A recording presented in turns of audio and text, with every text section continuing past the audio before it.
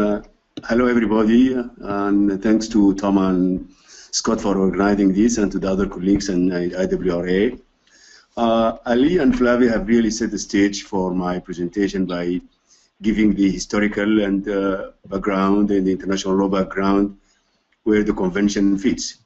I'll talk specifically about why does the UN Watercourses Convention enter into force does matter. Next. And I have 6 reasons. Next, Scott. 6 reasons why I would think that the entry into force of the convention does indeed matter. Those 6 reasons are not necessarily exclusive. I'm sure there will be other reasons which people can come out with, colleagues or in the panel or in the audience. And quickly, I'll mention them and we'll go into a little bit of more details on each of them. The first one is the end of uncertainty of the status of the convention. I think this is an important aspect. And the other thing is the end of characteristic of freshwater as a main shared natural resource without a treaty regulating its management and sharing. Third reason is the reconfirmation of the principle of equitable and reasonable utilization as the guiding principle of international water law. The fourth principle, or the fourth reason, is the convention as a reference treaty for judicial and arbitrary tribunals. And I put IFI, meaning international financial institutions, because I think that probably qualifies as a separate and sixth reason. By international financial institutions, they are meaning the institutions that provide credits and loans for projects, obviously including projects on international waterways, and their need for guidance on how to deal with them. And the last and most important reason is that the convention really does represent codification of the main principles of international water law. And Ali and Flavia went in details about this issue. I would like to end up with the global endorsements of the convention. Next, Scott. So the first reason is the end of uncertainty regarding the status of convention. As mentioned by my 2 colleagues, it was almost half a century since the start of the process in 1970, and I don't want to go back to 1954 by the resolution that calls for studies on utilization of the rivers, but I'm going to go directly to the resolution that pointed to the convention, and that was 1970. That was a resolution which, as Ali mentioned, asked the International Law Commission to look into the issue of codifying the principles of customary international law into convention. The International Law Commission took 23 years and ended its work in April '94. And then we had 3 years of the convention hovering around in the General Assembly and the working group of the whole until May '97 when it was adopted. And then 17 more years for entry into force. A very long and turbulent journey. Very complex, very turbulent journey. So that has raised a lot of questions about the uncertainty of the convention. And I wrote an article 7 years back entitled the UN Watercourses Convention, Why Has Its Entry into Force Proven Difficult? And I got replies back saying, oh, it's not difficult. This convention will never enter into force. It's just too complex, and it will not enter into force. And I was in a conference 3 years ago where it was mentioned by a couple of speakers. It was a regional conference that this convention is not relevant, and the fact that it wasn't relevant appeared in its failure to enter into force. I think it would have been a major disappointment for all of us who are working in this area if this convention were to hover longer in that limbo stage, in that uncertainty stage. So I think this has finally ended. I think this is a major important point that why it matters, because it has entered into force and has ended the state of uncertainty. Next, Scott. The second reason that they had is the end of characteristics of water, shared water resources as the main natural resource, environment area without a treaty. If we look at the maritime waters, the law of the sea, it had a convention, it has difficulties for negotiating it, had difficulties of entering into force, but finally it did enter into force, and we have a treaty for the law of the sea. In the environment, we have the Ramsar Convention, which deals with water and land. And the environment, we have the environment generally, we have the Convention on Biological Diversity. We have the UN Framework Convention on Climate Change, and we have the its protocol, the Kyoto Protocol. So shared water resources remain the area until Vietnam submitted the 35th instrument of ratification, remain the major area without a treaty regulating its use and management. And so that characteristic of freshwater as the only area, or as the only major area of a shared water resource, of a shared resource without a treaty, has ended. So we no longer have to really be concerned about the fact that this is not an area that doesn't have a convention or a treaty regulating its uses and management. Next. The third reason I had in my presentation on the relevance of the convention and why it's entering into force does indeed matter is the reconfirmation of the principle of equitable and reasonable utilization. And this is a complex issue. The large number of a large part of the 23 years were spent by the IFC dealing with the issue of whether equitable and reasonable utilization subordinates the no harm obligation or the vice versa, and that also was the main issue for the 3 years. The ICJ, the reading of the convention, and I have written about that, is that the convention does indeed subordinate the principle of equitable utilization, the no harm rule, the principle of equitable utilization, meaning it is a convention enshrining the principle of equitable and reasonable utilization. And that was endorsed by the ICJ in the Danube case. And in my view, the entry into force of the convention with all the endorsements of this approach would end the debate on which of the two principles subordinate others. The principle of equitable utilization is not as generally understood would favor the lower riparian, the upper riparian. No, it's for all riparians. It has elements which are used to decide the equitable utilization for each riparian state. So I think that debate, in my view, has been put to end by the entry into force of the convention. Next. That takes me to the fourth reason of the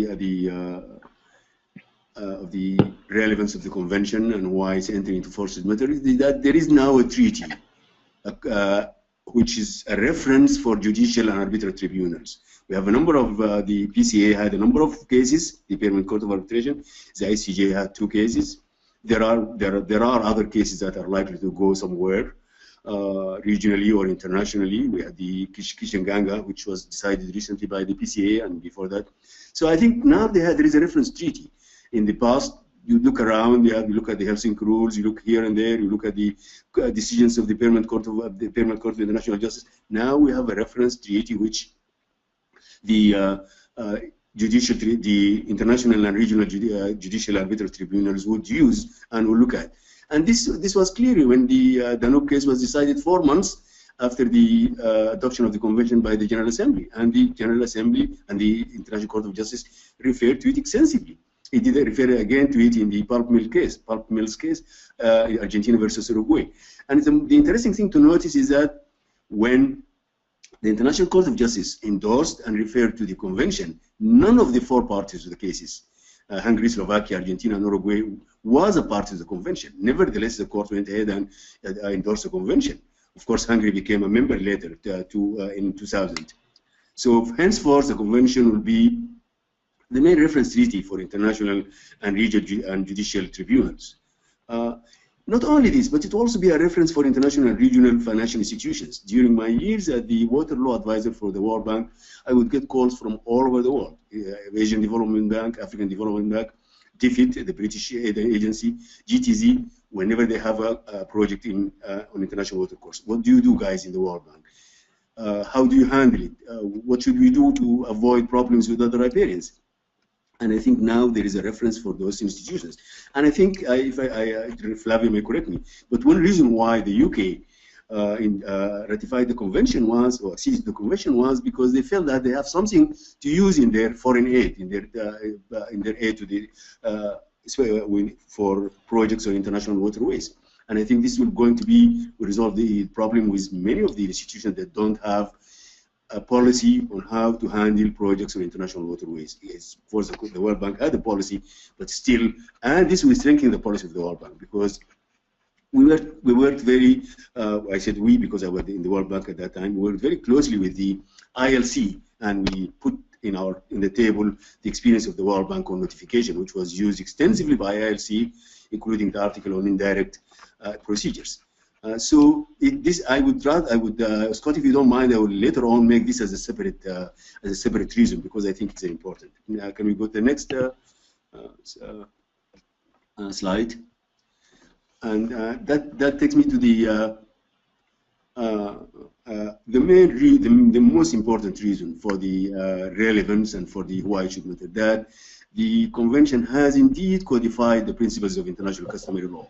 And this will be clearer in the resolution referring the issue to the International Law Commission. It talks about codification of the principles. And those principles of customary international law, cooperation, equitable and reasonable utilization, obligation not to cause significant harm, protection of the watercourse environment, notification of planned measures, peaceful settlement of disputes, and negotiations in good faith. Those are the main principles of customary international law, and the principles that have been codified and incorporated into the convention. So in that case, this is really, it's not coming with any new principles. What it has done, it has codified the principles of customary international law and put them in the treaty.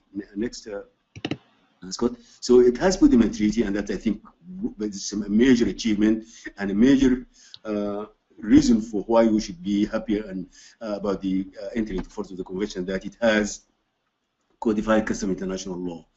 And this, as I said, mentioned earlier, the ICJ referred to the convention, though none of the parties of the 4 parties to the case were involved. And this, in my view, and I would like to listen to my colleagues and to the audience, is that the binding effect of the convention will go beyond the 35 state parties, because it is customary international law. It will go beyond the 35 parties. And so the fact that we only have 35 parties to the convention, in my view, does not at all matter. I think what matters is that the convention has entered into force and has codified those principles, and those principles will be binding on all the world member community, regardless whether they are parties or even they intend to be parties or not. And I think this is a major achievement and a major reason why the convention should indeed matter. Next, Scott. And the question of the convention having indeed mattered was clearly shown up in the endorsements. There were global endorsements for the convention from day one. The World Commission on Dams, that was established in 1998 and issued its report in 2000, had a major endorsement of the convention, asking the countries to sign, ratify, or accede to the convention. The World Water Council did the same thing and issued a very strong statement endorsing the convention. The World Commission on Water for the 21st Century, that was established by the First World Water Forum and prepared for the Second Water Forum, had a very strong endorsement. And the International Law Association in 1996 is meeting in Helsinki, 1996, not 66, 1996, welcomed the fact that the ILC has finished the work, and that the working group will look at the convention as a group of the working group of the whole, and it welcomed clearly in very clear terms. And we look at the influence of the convention, or the persuasive power of the convention. The Southern African Development Community Protocol of 1995 was amended after the convention was adopted, basically to include the provisions of the convention. It became a mirror image of the convention. The Lake Victoria Protocol has been based largely on the convention. The Zambezi River Agreement. The Mekong River Rules on Notification are by and large a copy of the rules of notification of the convention, and the Nile Basin Cooperative Framework Agreement, which has not yet entered into force but has been signed by 6 states, was based largely on the convention, especially on the issues of equitable and reasonable utilization and the obligation not to cause harm, the environmental protection, and the main principles of cooperation. Next. So this leads me to the conclusion. I hope I have a minute for just to go quickly through my concluding points, which more or less reiteration of the points that I have mentioned, that the entry into force of the convention should indeed matter, fill the major vacuum in treaty law for one major shared natural resource. Second, codified customary international law. Third, provided the clear and unequivocal reference to international and judicial tribunals for resolution of international water disputes, and provided also a clear and unequivocal reference for international financial institutions, whether they have policies or not, on how to deal with projects on international waterways. And it will definitely influence other states to join, what Flavia called the snowball effect, also Stephen McAfee called the snowball effect. States will join now that the convention has entered into force. Thank you very much. The last slide is really thank you very much slide, and I will stop here. I hope I haven't exceeded my time in any manner. Thank you very much. Thank you very much. I think that raised a lot of interesting points that many of us may have overlooked. It was a thorough discussion of the many reasons that we can look forward to the UN Watercourses Convention.